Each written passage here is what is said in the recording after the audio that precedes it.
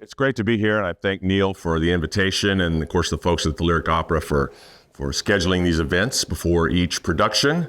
I think it's a great help and always an interest to the patrons and the audience who choose to come out. And so this is my first time to do this event.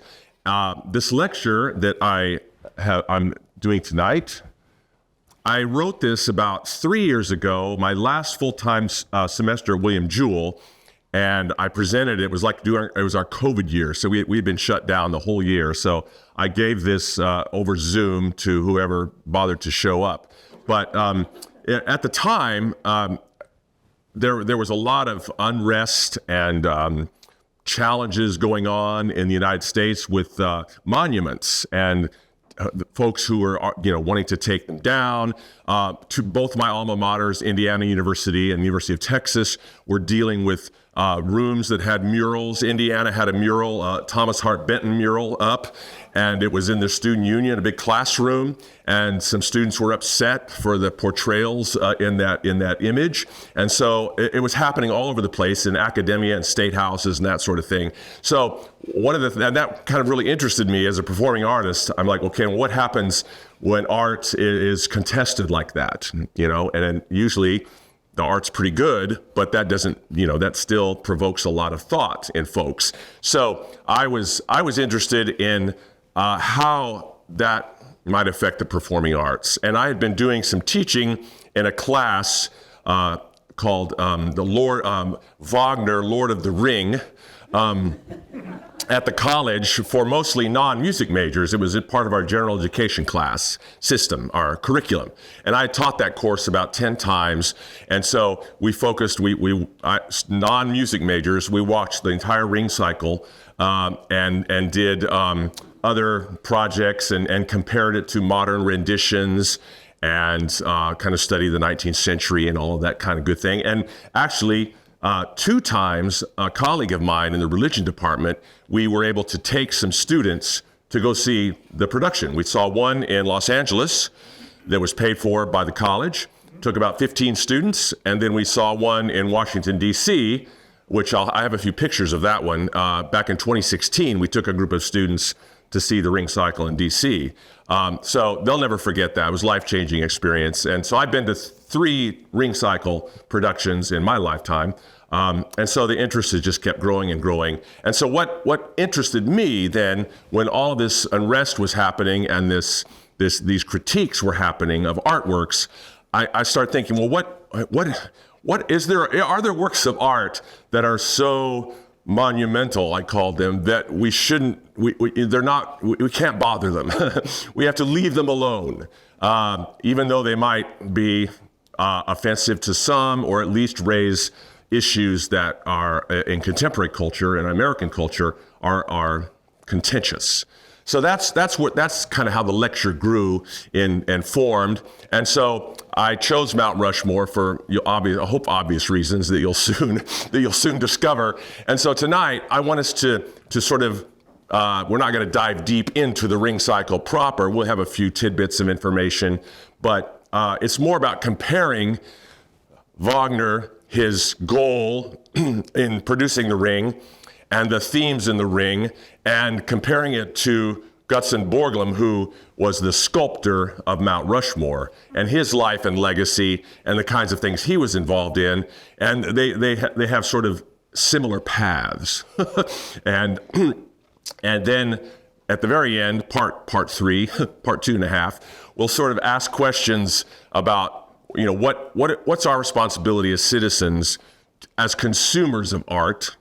If you love the Ring cycle, if you like to go to Mount Rushmore, what is it about that keeps you going there? And can we enjoy these experiences without feeling too guilty? or not guilty at all, or partially guilty. And so I will not tell you where I stand. I usually try and keep that a mystery to my classes. I don't take a side so they can be confused the whole time. So I sometimes argue one way or the other without telling them where I stand. But that may become more obvious to you as we go along. So here's a quote for us that, and I've got several that'll sort of prime the pump and get us thinking about this before we talk about Borglum and Mount Rushmore. So, the past, it shapes the present.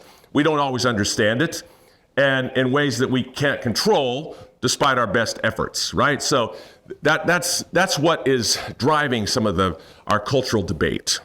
How do we control the past? How do we modify the past when there are these artworks that were created in a certain time frame that have certain messages or meaning or symbolic manifestations of things that we're not too thrilled about anymore, or shouldn't be.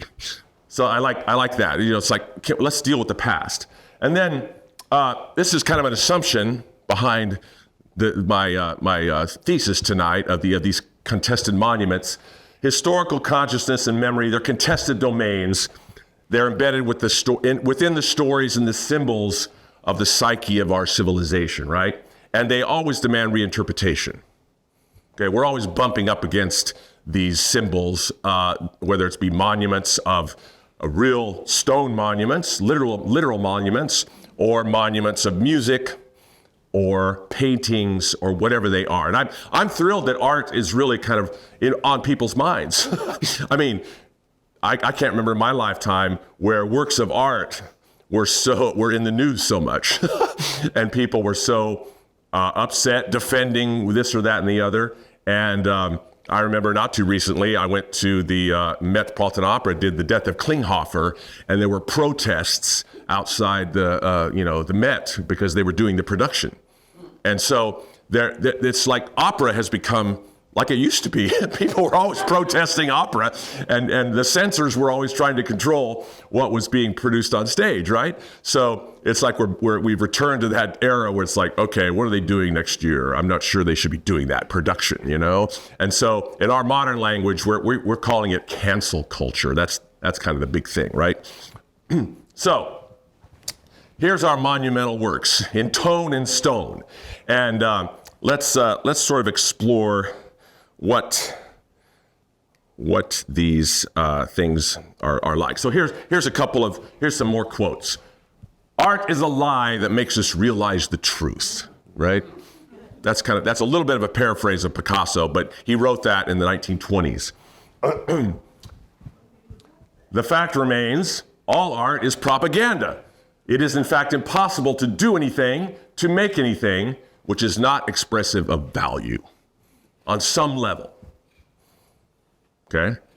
You may agree with these. You may kind of like, I wonder if that's true. John F. Kennedy, if art is to nourish the roots of our culture, we must set the artist free to follow his vision or her vision. We must never forget that art is not a form of propaganda. It's a form of truth. Okay? So he's promoting, the culture, the great cultural efforts that he did while he was president.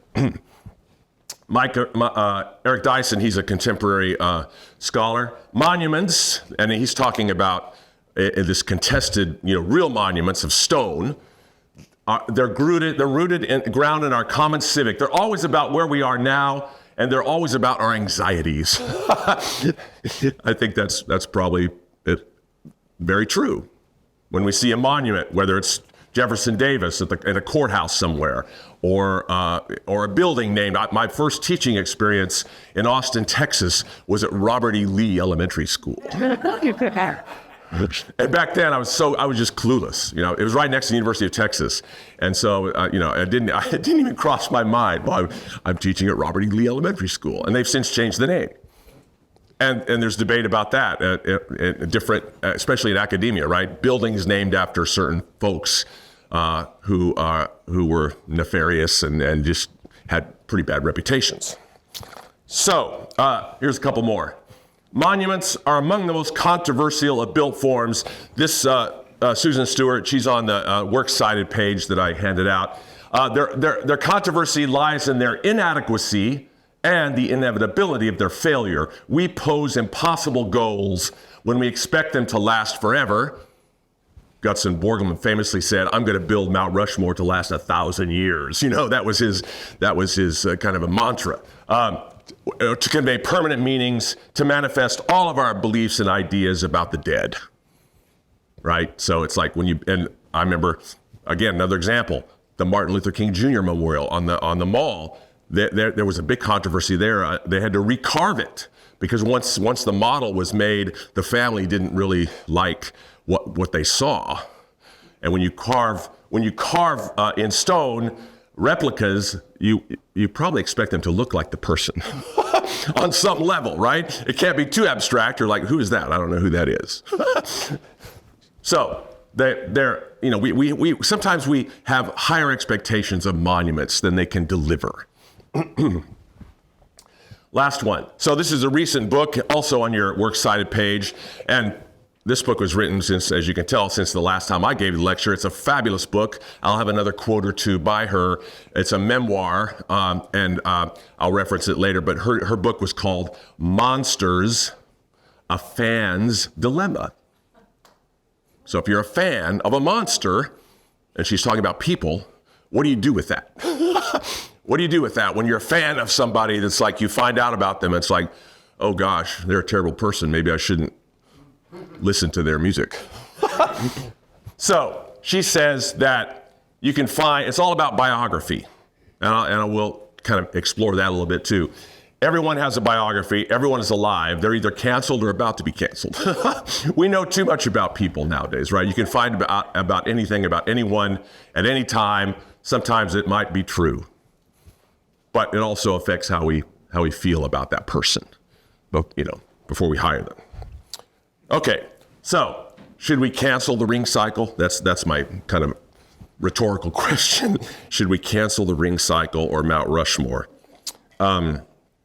So, as I mentioned, Borglum and Wagner's life, they were eerily familiar. Both had somewhat maniacal personalities. Both propagated abhorrent worldviews. And importantly, both Rushmore and the Ring serve as cultural icons that since the time of their creation bring to the fore complex questions of meaning. Moreover, these two artifacts are indeed, they're great works of art. They're great works of art. They're skillfully crafted, common consensus. You can love or hate the ring cycle, but it's hard to say that's not very good. Likewise, Mount Rushmore, you probably wouldn't walk up and say, that's a pretty crummy carving. Shit. I always joke about my students are usually, they're just so, they've drunk the Kool-Aid of subjectivism. And so I asked them, I said, if you stood in front of Michelangelo's David, would you say, oh, it's not very good? It's not that good. That usually says more about you than it does the actual monument itself. What's become clear as I've explored these artists, that all works of art are created by imperfect humans, flawed in character and saturated with the spirit of their age. That great German word, Zeitgeist, right? That's what they were operating in a cultural environment, a political environment, a national environment that they imbibed, and their artwork flowed out of that on some level. It's inevitable that happens.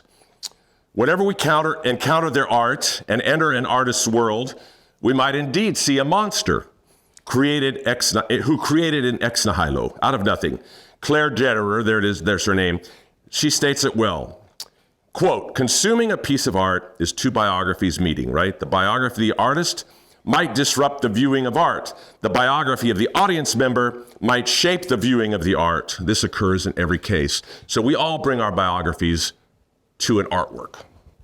When you walk into the Lyric and Friday or Sunday and you're going to listen to the shortened version of the Ring Cycle, you bring a certain biography to that experience, just like you do when you stand in front of a sculpture or a painting. Your history, your personal history, how you react to that and interact with that. Okay, so let's start with Rushmore. So much of this is detailed in this book, The Great White Fathers by John Taliaferro. This is also on your bibliography there. His involvement as a sculptor in Rushmore began with Doane Robinson, South Dakota's first state historian, who in 1901 founded the South Dakota State Historical Society. Robinson wanted to persuade the American public to travel out of their way to experience the beauty of the Black Hills. So together with Peter Norbeck, the first native Dakotan to become governor, they learned of Borglum, who had been commissioned in 1915 by the United Daughters of the Confederacy to carve this, right? Stone Mountain, right outside Atlanta. So Gutzman was the first choice of the Daughters of the Confederacy to attempt this carving, and there was a Stone Mountain commission that was formed to help him execute it, right? So, but as with a lot of artistic endeavors, disagreements and animosities soon arose about the design, the financing, the timeline for the completion. Borglum was dismissed only after managing to complete an outline of the head of Robert E. Lee. And later, it was formally dedicated on January 19th, 1923. Other sculptors were summoned to finish the mountain, which wasn't completed into the mid-1960s. So he actually, when he did the outline of Lee, he got so mad that he destroyed all the models that he had created and left in a huff. They tried to make commemorative coins to sell and raise money, all those kinds of things that arts organizations do, patronize, raise the money, and it wasn't happening. And they were upset with him because he kept demanding more money. And they just said, sorry, you're no longer part of this project. So his dismissal turned into an opportunity. His fate was then in the hands of Robinson, who contacted him about the Black Hills project early in August 1924. He quickly telegrammed Robinson on the 28th, quote, very much interested in your proposal, great scheme you have. Okay, so he was thrilled. Borglum's background, training, and professional connections meant he was the perfect man for the job. Early encounters with a variety of great men shed light on his later pursuits. In 1888, he had painted the iconic portrait of John C. Fremont, the founder of the California Republic, whose wife, Jessie, encouraged Gutzon and his former teacher, Lisa Putnam, to go to Europe. Jessie, Fremont's wife, had solicited funding for the trip among her moneyed New York patrons, including a young, dynamic police commissioner, Teddy Roosevelt. He gave money for Gutzon and Lisa Putnam to go over and study in Europe. Enough money was raised. They spent a decade in Paris and London. Gutzon studied sculpture at the renowned École des Beaux-Arts during Auguste Rodin's rise to fame in the 1890s. So he was there learning from Rodin and studying sculpture. He returned to America just prior to 1900 with a new love interest, and he began to compete for and win commissions to sculpt Americana and its great men. One such commission was a 1904 series of gargoyles for the class of 1879 Hall at Princeton University, introducing his art to the future university president, Woodrow Wilson. Okay, so Gutzon's making these connections that will soon be very important in his life. Thereafter, Borglum's rise to national prominence as an artist was marred by his arrogant dealings with boards, commissions, and curators. For example, in a 1908 essay, he wrote that nearly all recent sculpture in America would be, quote, quite at home as a soup advertisement. He defined an artist as a master of men, the master of civilization. So he is imbibing this sort of great man theory as he's sculpting and wanting to execute, those visages across America. So in that same year, 1908, he earned a commission to carve a bust of Abraham Lincoln that's now on display in the White House crypt. In 1909, Woodrow Wilson, by then president of Princeton, conferred on him an honorary master's degree, and later that year he was awarded $25,000 to carve a new Lincoln statue for the city of Newark. On Memorial Day 1911, it was presided over by the now former president, Theodore Roosevelt. The Lincoln bust and the statue in Newark are considered by many to be his best work and foreshadow the beauty and intimacy of the Rushmore faces. So he's doing these commissions of, in this case, President Lincoln, and again, current politicians, former politicians are all joining him in the celebration and inauguration of these statues, these busts. His career blossomed over the next 15 years, and despite the failed attempt to execute Stone Mountain, he was primed and ready for Doane Robinson's offer to come to the Black Hills. So Robinson welcomed him to the Black Hills in 1924. It was just the inspiration he needed. He selected the granite outcropping a few months later. So this is a picture in the Smithsonian Archives. This is Mount Rushmore before the carving. And he convinced Robinson, Gutson convinced Robinson to abandon the idea of carving pioneers and explorers such as Lewis and Clark, Red Cloud, or Buffalo Bill Cody. Rather, Borglum argued for the creation of a national, idealized tribute to American democracy that would, quote, stand for eternity. All right, he didn't want to mess with Lewis and Clark. He wanted somebody more important. He was committed to sculpting the spirit of nationalism and imperialism coursing through America's veins after the Great War. The outcropping was named for Charles Rushmore, a New York attorney who often visited the Black Hills on hunting trips. So he went there three times, and according to Talafiero, people were like, well, we don't know what that's called, and so they said, why don't you just name it after yourself? So he said, okay, that'll be Rushmore. That's mine. Right, so that's how these things got named. So in February 1925, Gutson made his offer to carve 4 presidents who represented the founding ideals of the country. The estimated cost, $1.2 million. That's back in 1924. To be completed in 6 years. Washington, Lincoln, and Jefferson were the obvious choices. Teddy Roosevelt gave pause to many at the time, mainly because he had just died a few years earlier. It's like, how can we put this guy on a mountain? We don't know, his legacy is not secure yet. We can't just put him up there with these really good presidents. We're not sure about him, okay? But Borglum's earlier encounters with the 26th president served to inflame the desire to immortalize him. And Talafiero says that, quote, it's impossible to imagine Borglum's life absent the influence of Teddy Roosevelt. In manner, words, and philosophy, they were virtually interchangeable. Okay, so if you know anything about Teddy Roosevelt, you can sort of think, okay, got some Borglum. That's what he's like.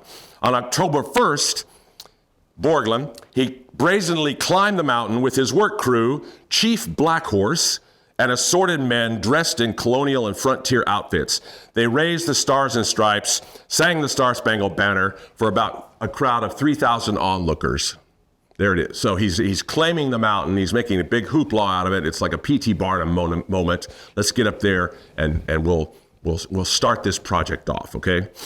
It was fitting patriotic theater for the size of the mountain, which at the time had no road access closer than 3 miles. Okay, so they had to hike everything in. That was part of Doane Robinson's wish to have this monument carved so people could come and they could create, more roads and more economic viability and that sort of thing for the area. Okay, all did not go as planned. After this auspicious fanfare, fundraising stalled, cost overruns mounted, conflicts with the laborers affected the progress. In the summer of 1927, everything changed. South Dakota Congressman William Williamson had convinced President Calvin Coolidge that the Black Hills environment was just what he needed for rest and relaxation. Coolidge had never been there and promised no speeches while he was visiting. He just wanted to, shoot some elk and sit around and relax. But Borglum convinced him otherwise. On the morning of August 10th, 1927, Coolidge was greeted by a dynamite blast, whereupon he proceeded to gift Borglum with 6 silver drill bits. Borglum promptly ascended the mountain, lowered himself in a newly erected cable and chair, and drilled the first 6 hills in Rushmore. So there's the thing, he created all these contraptions to get to the side of the mountain and do this work. Coolidge assured Borglum that he would favor federal funding for the project while pontificating that, here's a quote by Coolidge, "We have come here to dedicate a cornerstone that was laid by the hand of the Almighty. The people of the future will see history and art combined to portray the spirit of patriotism." Well, that's a pretty decent goal right there, So let's combine art, patriotism, and have this great monument. to who we are as Americans. Are you hearing Wagner in here? It's coming. It's coming. So here's a couple of pictures. So Rushmore's progress. You can find these things on the Smithsonian Archive, or how many have been to Rushmore? You've been to visit there. Of course, you can buy the books. You can see the gift shops and all the shui that goes with it, right? The kitsch and everything. It's all there. But there's some great. I mean, it's well documented how long it took them, the kinds of things he invented. There's one instance of a pointing device that Borglum used to use when he was doing Rushmore, when he was doing Stone Mountain, but it had to be like lifted up there piece by piece to the top of this mountain so they could like do the scale of the nose and the eyes and all that. It's just fascinating, the calibrations he had to use to make this happen. President Coolidge's promise of funding was short-lived, however. 2 years later, Black Friday, stock market crash, Great Depression, and realigned the nation's priorities. A new surge of fundraising commenced in early 1930s, spearheaded by the chairman of the Mount Rushmore Memorial Society, Joseph Cullinan, a Houston oil man and friend of Borglum's. Theodore Roosevelt's profile, the last of the four, was completed in July 1939. Gutzon Borglum had died 6 months earlier, so he never got to see the end of it. His son, Lincoln, oversaw the intricate cosmetic work on the four heads, and October 31st, 1941, the project was deemed complete. Doane Robinson summed up the sentiments of many. God only makes a Michelangelo or Gutzon Borglum once in 1,000 years. So there we go. It's like here people know, and they make these grand generalizations of pronouncement about artists and comparing them to the past. And I mean, you have to stand back and say, yeah, Mount Rushmore. That's quite a monumental carving. Any one artist would be happy to do that in their lifetime, but he had several projects to go, right?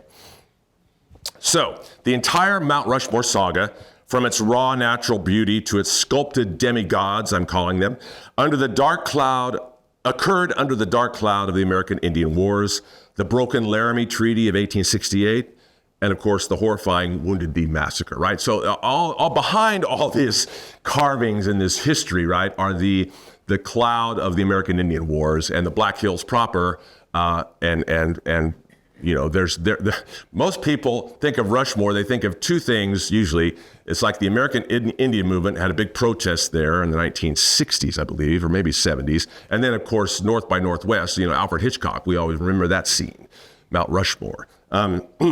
So what began in Doane Robinson's mind as a memorial to the pioneering spirit of the American West and a tribute to the vanishing American Indian culture had devolved into a symbol of American expansionist ideologies, a manifest destiny and great man theory writ in granite by a man with an ego nearly the size of the mountain. Those are my words. The project was from the beginning a mixture of myth and reality that continues to shape the American narrative anew every generation. So, is the commingling of myth and nationalism always kind of a poisonous brew, a fatal attraction that we should worry about canceling? And do Borglum and Wagner's biographical profiles so taint our personal encounters with their art that we're prevented from sort of a valid aesthetic experience? So that's one of the questions, you know, behind the lecture. It's like when I go to Rushmore, and I had never been to Rushmore, and so when I knew I was going to write this paper, I went there the summer of 2020. We were there on July 4th. July 3rd, President Trump was there, held a big rally, gave a big speech. So we showed up, and all the scaffolding was still there. All the Trump fans were still there, walking around, and it was a carnival. It was a carnival. But you know, it was like, okay, this is Americana. This is people feel strongly about our national monuments and what they are, and here we go. So that's one of the things that sort of got me more inspired to write this paper. It's like, okay, people feel very strongly about our past, our history, our personalities, and we have literally carved them in stone. So what do we do about that? And can we experience the aesthetic environment without feeling too guilty about it? Okay. So I want to pause, take a question. I have a question or two. We're getting to Wagner next. So anybody have a comment or question they'd like to make while I get a drink? There he is.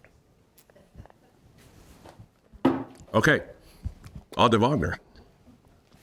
So Wagner, some of you know this, he adapted several of the Teutonic myths to suit his needs, right? From the Nibelungen Lied, written around 1200 CE, to the later Icelandic Volsunga saga, he created the 19th century German myth, hoping to harness ancient Greek ideals. Everybody was sort of always getting back to the Greeks, right? So Wagner was no exception. He wanted to study what he thought Greek culture meant and what the mythological storytelling in Greek society meant and how that unified their culture. They came together to celebrate the myth in their theaters with their plays. So Wagner thought that's what we need, because Germany was not a nation, right? In the early 1800s, it was not until 1871 did Germany become a nation. So his political involvement in the Dresden Revolution of 1848 changed his life, as revolutions do. He was forced into exile in Zurich, where he wrote his three foundational aesthetic works: Opera and Drama, Art and the Revolution, and Artwork of the Future. Out of this new artistic vision came the first prose draft of the Ring Cycle, right? So he wrote the draft first. The Ring of the Nibelungens was one draft that he would read to his friends. He'd invite everybody over. Here, let me read to you my new story about the Nibelungens, right? So he that was the way he did it. So the music came after the text. So out of this vision came the Nibelungen. So 23 years later, the tetralogy premiered in Bayreuth, and other written works followed. So here's where we are getting the rubber meets the road, right? Especially infamous for our consideration is his work Jewishness in Music. It was first published anonymously in 1850, then republished and signed, autographed in 1869. The basic tone reveals a frustrated composer whose early career was stymied in part by the Parisian press, who favored the Jewish opera composer Leonard Meyerbeer. So there was competition, and when Tannhäuser premiered in Paris, the press, they didn't like it. I mean, they liked Meyerbeer. They preferred Meyerbeer. And so Wagner took that as a slight, partially because he was Jewish, Meyerbeer. So this excerpt is indicative of his racial screed, drawing attention to the Jews' supposed lack of national identity because of language and homeland, an attitude very widespread at the time. So this is from generation to generation, the Jew speaks the language of a nation in which he dwells, but he's always an alien. Okay, so this was bubbling up at the time, and Wagner, he was basically trumpeting what a lot of people believed, that Jews couldn't be part of a nation because they had been wandering for so long. They didn't have a country. So it was easy to sort of make this leap into they can't be part of our country. Wagner later published a related essay in 1865 entitled What is German?, in which the question of nationhood and citizenry remained front and center. So Wagner believed he was best suited to secure the people's identity via the myth and celebrate this newfound unity. He took it upon himself, like he thought the Greeks did, to write this great Teutonic myth, put together this story, this ring cycle, and inspire the German people to come together and celebrate their nationhood. So his explicit and implicit anti-Semitism is at the core of our aesthetic appreciation. We're kind of nervous when we are called upon to justify our enjoyment of the Ring. Well, what about Wagner, you know? Michael Sternberg, another recent author, he's on your list. This is, I think he gets at the crux of the problem. His anti-Judaism remains present, palpable, and perverse, without the clear boundaries. The trouble with Wagner, then, is that the works are both indispensable and perverse. The problem is also that the tension can't be resolved. We want to resolve it. We don't like the tension, but Sternberg argues that it's there. We might as well admit it. We got to face up to it. We can't just brush it under the rug, ignore it. But can it be resolved? He doesn't think so. So then what do you do with it? Moreover, his operas and writings, Wagner's, are forever linked with Adolf Hitler, right? So more on this in a minute. Most modern historians have sought to place Wagner's hyper-nationalism and anti-Semitism in its cultural and political context, recognizing that in German-speaking regions of Western Europe, Jews had a very tenuous relationship with their neighbors, even as they enjoyed the liberal freedoms birthed during the Enlightenment in the 18th century. Further, German nationhood had been debated by Romantic philosophers, poets, theologians since the late 1700s within most German universities. Wagner was well read in these debates. Myth had become an acceptable and preferred genre for many German intellectuals, a means to fuse history with the present and future aspiration. Wagner, like Borglum, needed lots of money to actualize his dream. He borrowed all the time, convincing anyone he encountered that his vision was worth patronizing. He was begging for relief of unpaid loans from debtors. That was a constant for him. He was always in debt, always trying to get more money, always trying to convince people that you should support this project. You should support me. I have a grand dream for Germany, and I want to make it come true. Okay. So who came to the rescue? Ludwig II of Bavaria, King Ludwig II, right, in Bavaria. He was inspired by Wagner's project. So Wagner gave him his plan to build a festival theater in a sleepy little unknown town of Bayreuth in the Bavarian forest. We would call it the backwater town. We might think of it as, I don't know, I don't want to be, like Missouri. What's the Missouri Bayreuth? I don't even know. But it's like Bayreuth. Nobody really heard of Bayreuth, And Wagner, he wasn't really pleased with the theaters in Germany and Munich and Dresden and whatnot. He wanted to build his own theater to realize this dream. So, do you know some of the innovations in Bayreuth? We take it for granted now. But what was different about Bayreuth that was not really happening in other theaters? Any ideas? The lights were dimmed. Yes, the lights were dimmed. So in Italian theater, they were all shaped like rectangles, and there was a hierarchy of patrons that sat just like the Metropolitan Opera. They call it the Golden Ring. They don't call it the Golden Ring for nothing.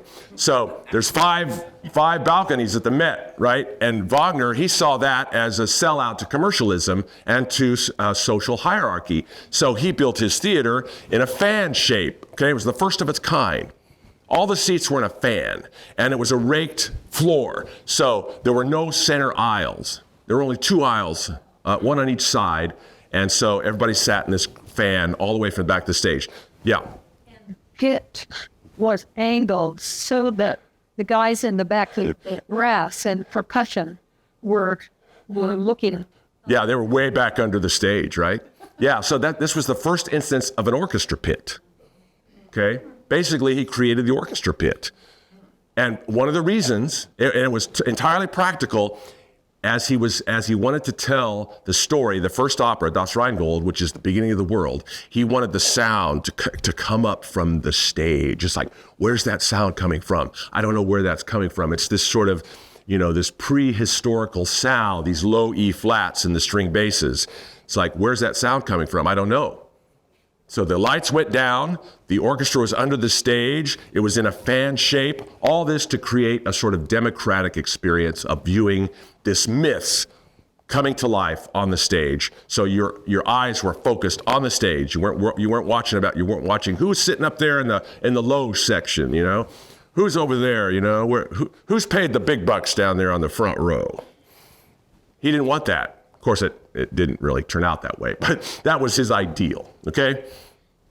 So, he built Bayreuth, Ludwig helped finance it, and the dream became a reality in 1876 when all four operas were finally performed on successive nights. Two had been performed earlier, one in Munich, but this was the first time in 1876 in August when they were all performed in succession.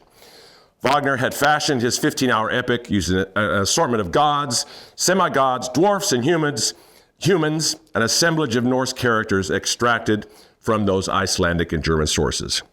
His knowledge of 19th century philosophy, Buddhism, and Christian theologies, they were all synthesized into this sort of convoluted narrative encompassing the entire history of humanity from the creation of the world to the apocalypse. I mean, it's great theater, right? The world begins, at the end, the world is burned down. the Valhalla, it burns, right?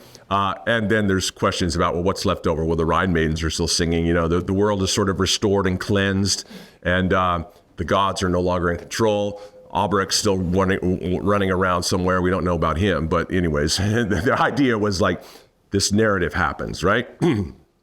So he wrote the tetralogy in reverse order. You may know this too.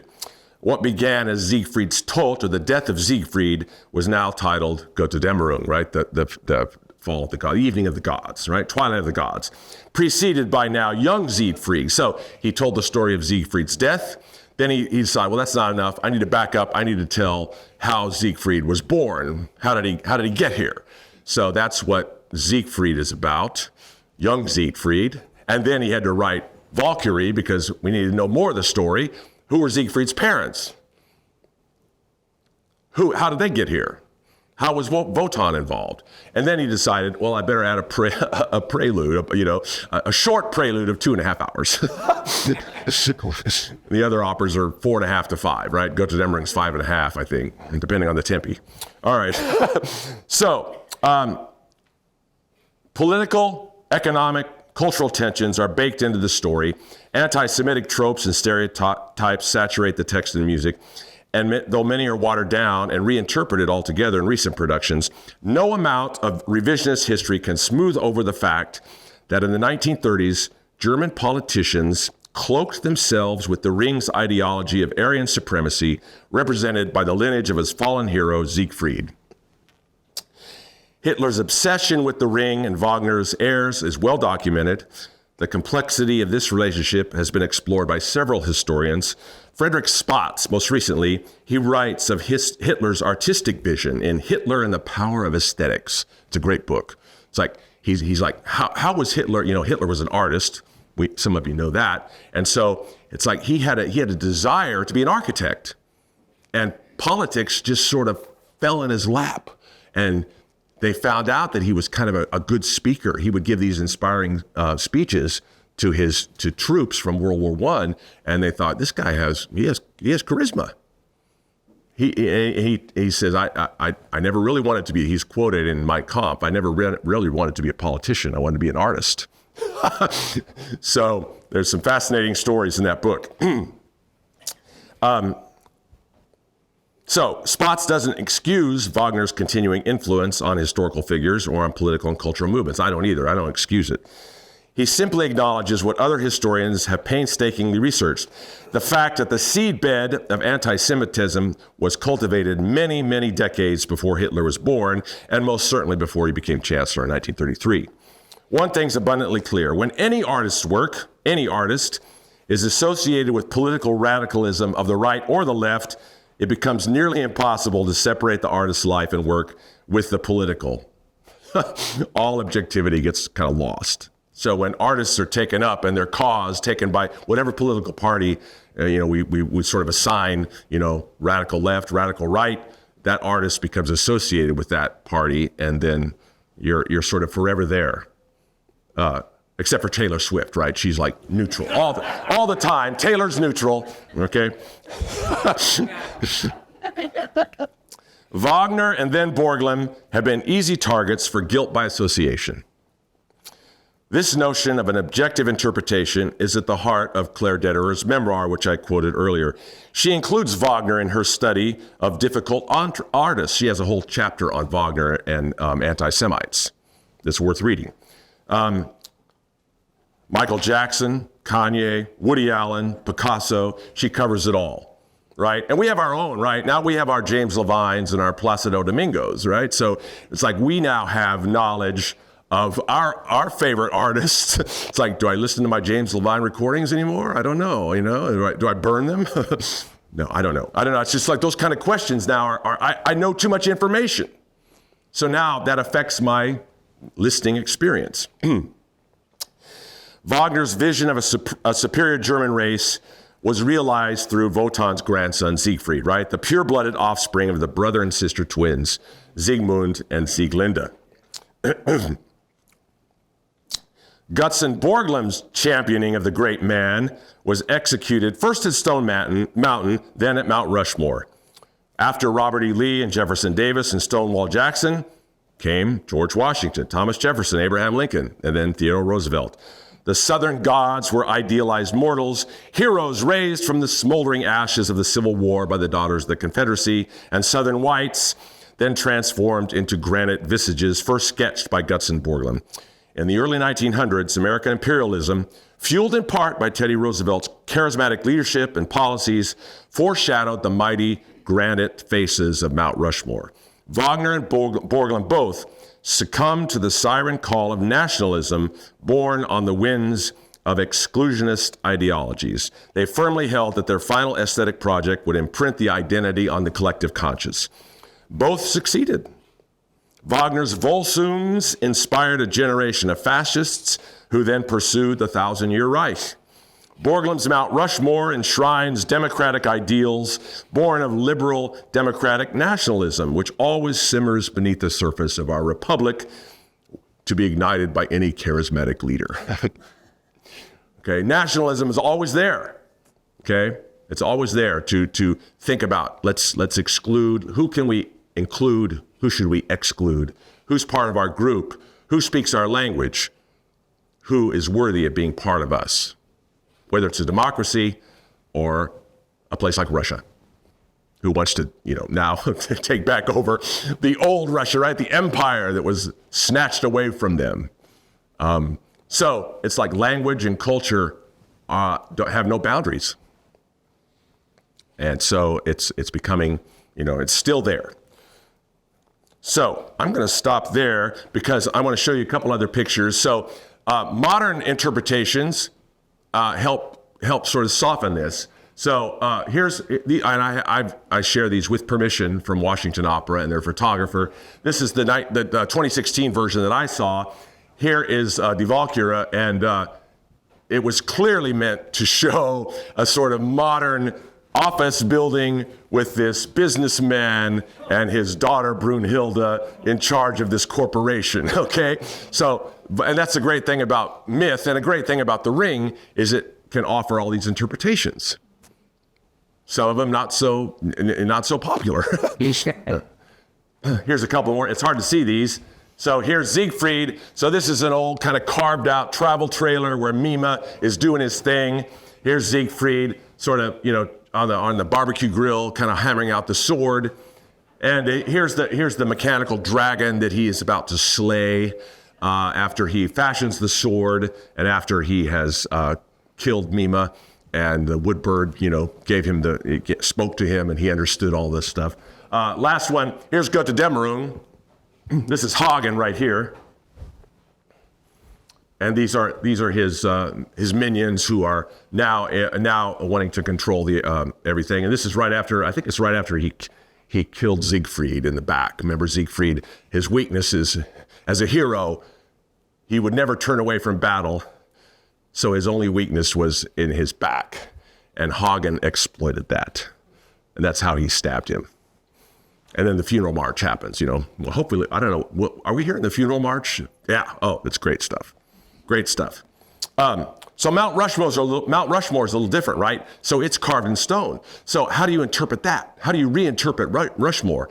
Well, one author suggests that we should just let it grow over.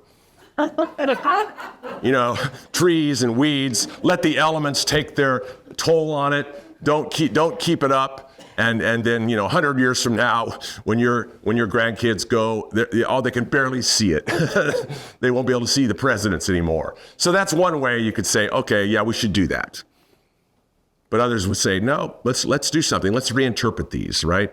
So two folks, two gentlemen who have written about this. Well, actually, a woman and then this Miss Landro.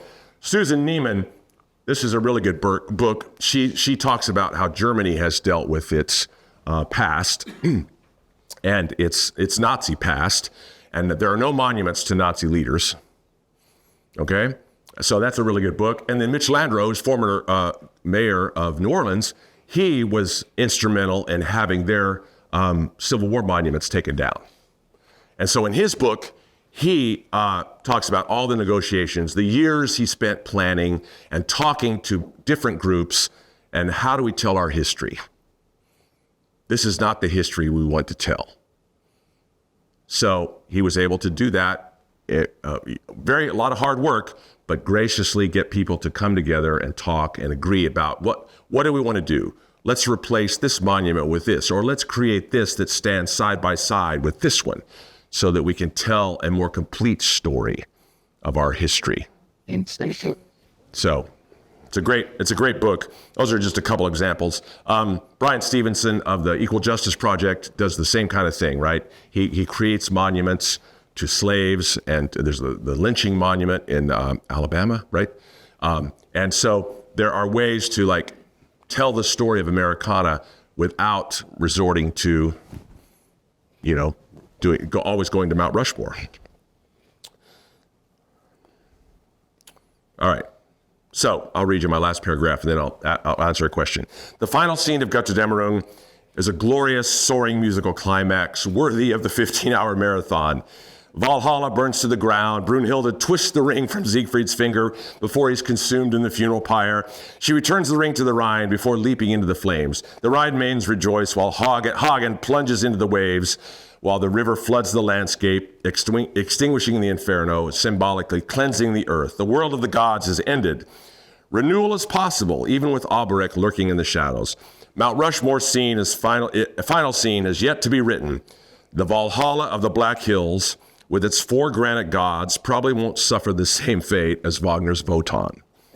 But for now, we should appreciate both monuments with critical understanding, shaped by insightful questions that resist easy answers. Interpreting these 2 monuments demands insight, patience, and wisdom, and, above all, love. Love. Claire Dederer talks in her book, she ends it on love. How can we learn to love ourselves and love those artists who are flawed like we are, and appreciate their work and not feel guilty? She uses the word stain. Once we know a biography, we're stained. We can't get that stain out. Sure. It's always there when we listen to Wagner. It's always there when we go and see monuments or paintings by Americans who have bad reputations. Okay? And I like that metaphor. Makes sense to me. Because our culture needs a refreshing spirit that cleanses the faded and stained memories of the past, revealing the complexities of great art and its makers, illuminating a truer sense of ourselves and our communities. In short, we need a culture of care, not culture war. Only then will a path toward renewal and healing be possible. Thank you for your time this evening.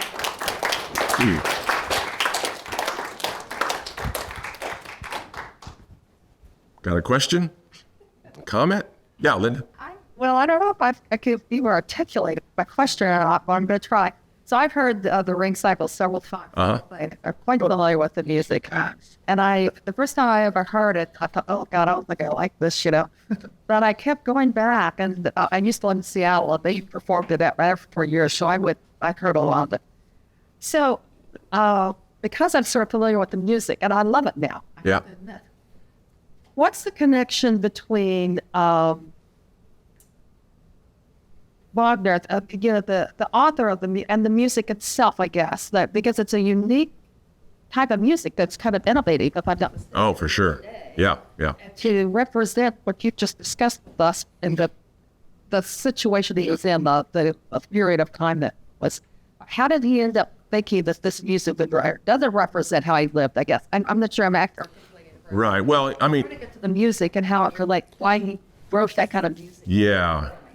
Well, he hated Italian and French music, first of all, and so so his creativity led him to, and he even wrote the whole ring. The poem is in a verse style called Stabreim, which he invented. It's a rhyme scheme, and he even made up some words, to fit in this rhyme scheme to tell this story. And his idea was that it would be sung thoroughly. You can't really pick out an aria, right? It's like sung all the way through. It's through composed.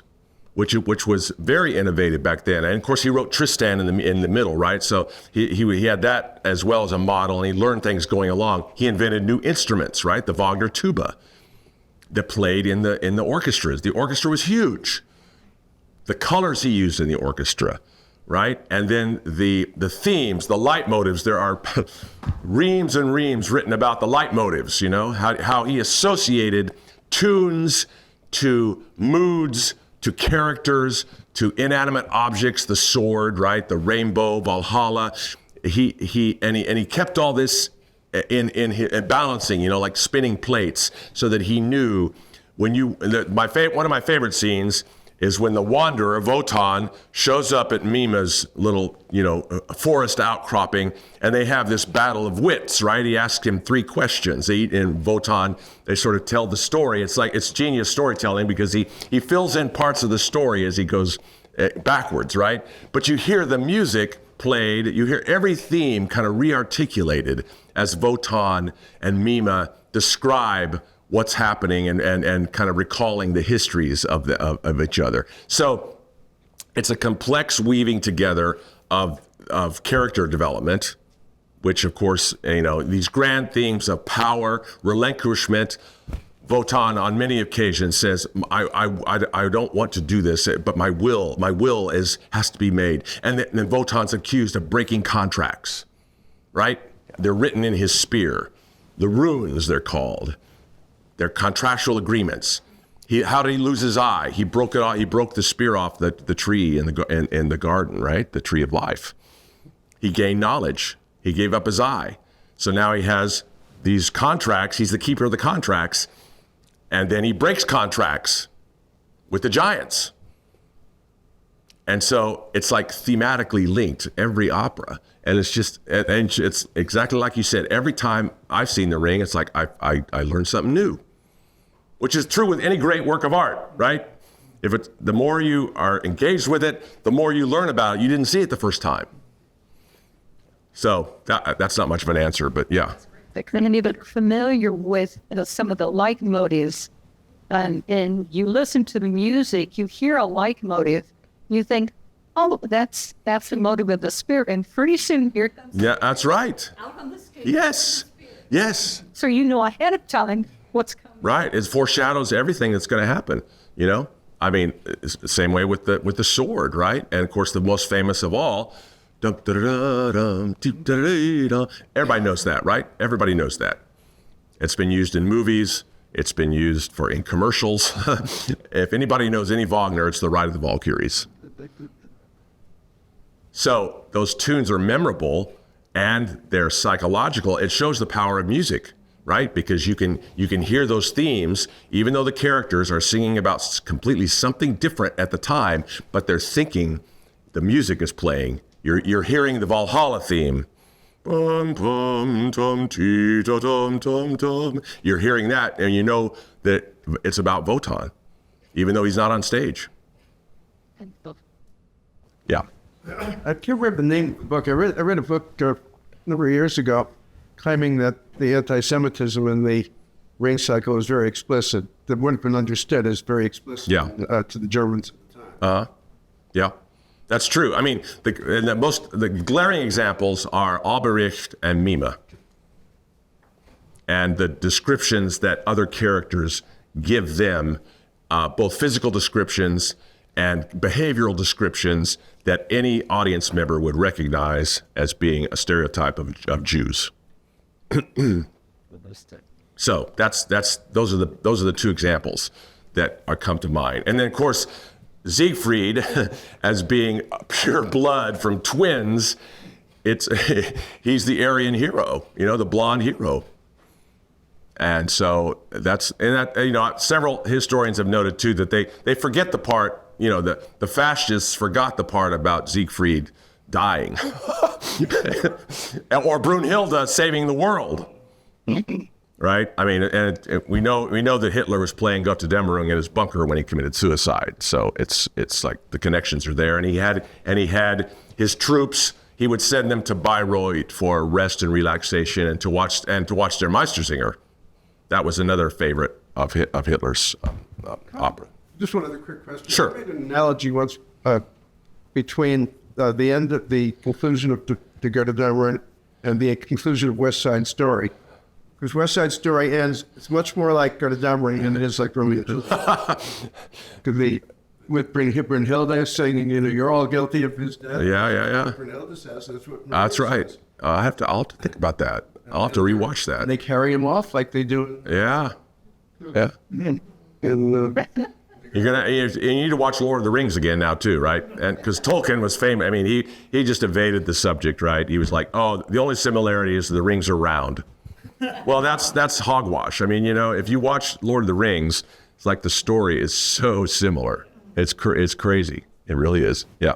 Okay, so I was going to ask you as a performer, Yeah. until Wagner, so much opera was about a love story. Sure. And it involved a certain type of singing, a certain type of staging. Yeah. And it seems like with Wagner and trying to incorporate these mythic elements and this heroic theme, that it was so much bigger and so much more encompassing, both musically, Yeah. probably vocally, Yeah. that it probably there were probably different types of singers that were trained Right. to Right. be able to sing Wagnerian opera. Is that true? Yeah.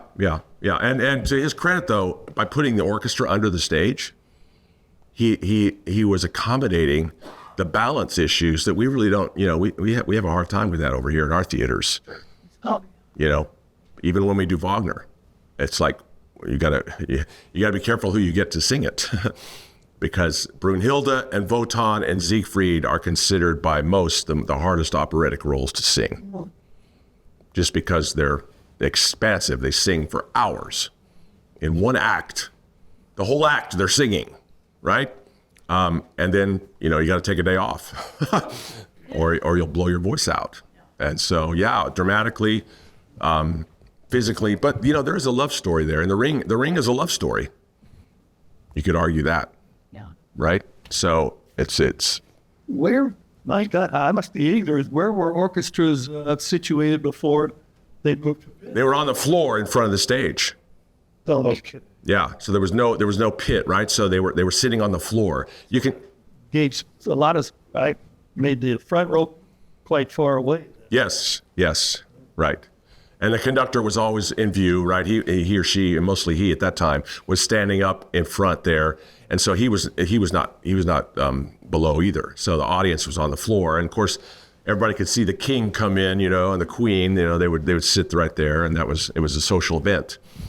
And the box seats were worse, I mean, there in Italy, you own a box seat for life. It's like you inherit it. Every generation inherits these box seats in La Scala. And you go there, you make business deals, you play cards, and then when your favorite aria is, you come out and listen. That's what Wagner hated, It was just the commercialization. He just hated it. Well, that was getting the overture. That's why they had the overture. That's right. Come in from the game. Yeah, that's right. Yeah. Come in, the opera's starting. Right? Yeah, let's finish up our card game. Go in. It's like They start using wads because, like Mozart uses, just pound it up. a stick, right? Yeah. I don't remember that. I don't remember that. All right. Well, you must come Friday or Sunday and hear this music, even though it's semi-staged. And if I remind me, they're using some Rackham poster, right, hanging. See, those are very controversial too. What's the first name? Arnold Rackham? Arthur Rackham, right? He drew these these pencil sketches at first, but they're the drawings that represent different characters of the ring and that kind of thing. They're hanging those on stage. I'm anxious to see them. Protected and animated. But yeah. I have a card deck with all the Rackham drawings on it. It's like they're fabulous, but they're also controversial because they show the stereotype Jewish facial structures. So I heard that Hitler's favorite opera was Rienzi. yeah, well that's what first inspired him. He sat and cried. Yeah, because he fancied himself a lot. Yes. Yeah, he saw that when he was like 16 or something like that. Yeah. And that was Wagner's first opera. I think there was one before that. Was it? Yeah. It'd be easy to find out if we just had a computer in our pocket, Thank you so much for your time. I appreciate it. It's funny.